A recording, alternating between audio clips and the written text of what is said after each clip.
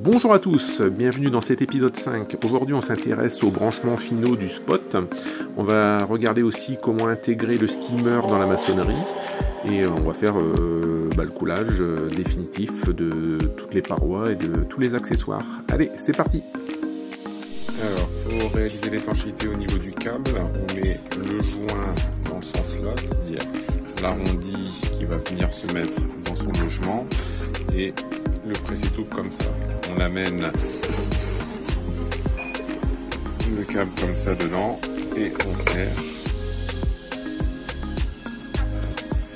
On serre ici au départ à la main et après donc avec une pince, et donc ça fait l'étanchéité. Alors ça se fait donc à la fois dans le sens de la niche et dans le sens aussi du spot, donc ici. Donc de ce côté là on met bien le joint avec le plat qui va venir vers le presse-tout, l'arrondi vers l'intérieur de la coque et le presse-tout qui vient dessus et on serre. On voit de l'autre côté tout au fond, à cet endroit là on voit le joint donc, qui ressort, donc ça assure une étanchéité parfaite. Donc une fois que le joint avec le presse-tout est bien serré, hop, on relie les cosses métalliques ici, on place le joint comme ça et on vient donc le mettre bien à plat en faisant attention à ce que l'étanchéité se fasse ici au niveau du joint. Alors je vous montre ce que ça donne sur mon autre piscine. Donc le but du jeu, c'est qu'une fois que le spot est posé, vous devez avoir suffisamment de câbles pour pouvoir le sortir de l'eau et pour pouvoir intervenir. Donc là par exemple c'est le même spot, mais au lieu d'avoir une ampoule 300 watts, c'est une ampoule à LED. Donc sinon on voit que c'est pareil. Donc une fois que l'ampoule est mise à l'intérieur de sa coque avec le joint d'étanchéité, on vient reposer donc cette dernière partie, donc c'est la flasque.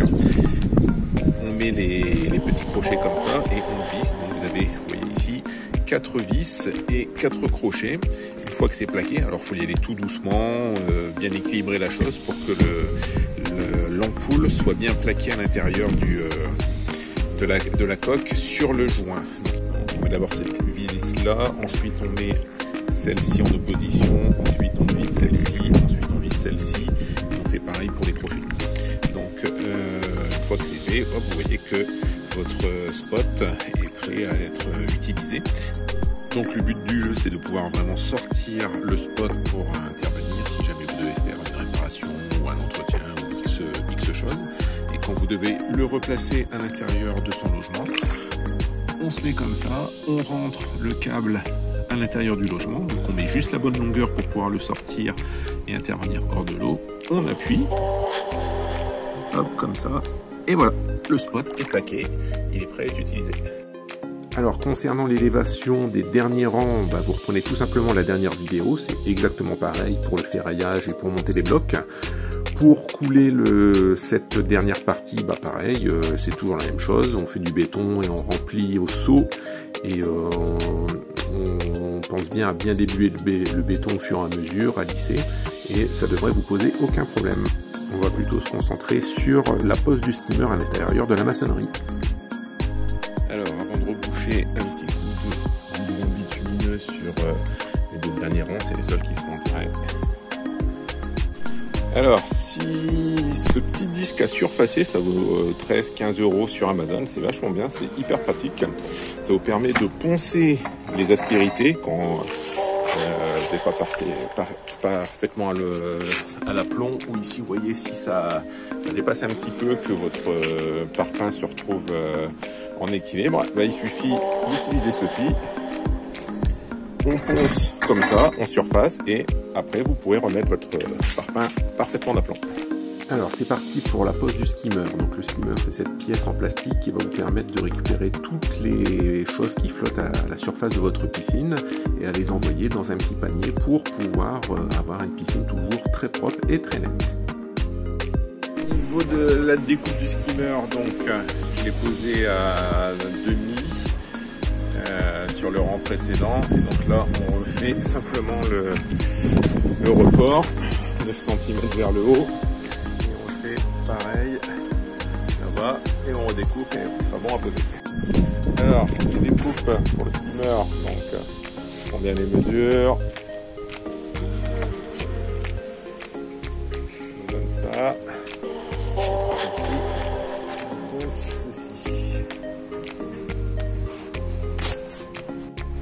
Alors on le met en place, mais un petit fer à béton pour le tenir en équilibre. Et on vérifie donc à la fois l'horizontalité. Donc ici il est nickel. Et dans le sens, comme ça. Et on obtient ce qu'il faut. Une fois qu'on remet donc les deux derniers parfums, ça nous donne ça de l'extérieur. Ça de l'intérieur, il n'y a plus qu'à l'équilibrer, à bien le caler et à couler le béton juste en dessous. Donc pour poser le skimmer, on remplit de béton l'alvéole qui est en dessous. On met une bonne petite couche qui va permettre de placer le skimmer et que le béton rentre dans les interstices du skimmer. Alors là j'ai coulé le béton en dessous, donc j'ai replacé le skimmer, je l'ai calé ici et il est fixé donc avec la petite barre par là et je pense que je vais couler un peu de béton là-dessus pour le stabiliser tout de suite. Donc bien vérifier l'horizontalité et surtout l'aplomb comme ça qui doit être parfait. Alors une chose fondamentale sur la construction d'une piscine, c'est le Moscow Mule. Donc c'est un petit cocktail à base de ginger beer, de vodka et de citron, et ça permet d'appâter le chaland. Vous allez récupérer facilement des gens qui se baladent pas loin de chez vous. Ils viennent goûter un ou deux Moscow Mule et c'est parti. Alors Anto, on fait un petit château de sable. Eh ben écoute, hein.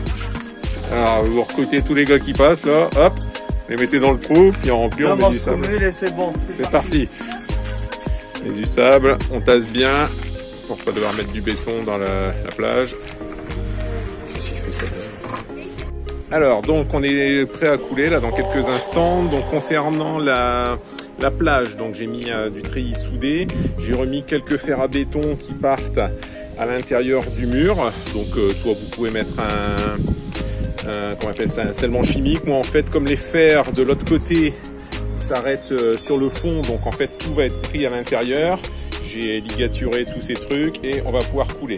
Alors il va falloir faire gaffe donc à la planéité, à l'aplomb du rejet d'eau, et on va faire pareil, la même chose pour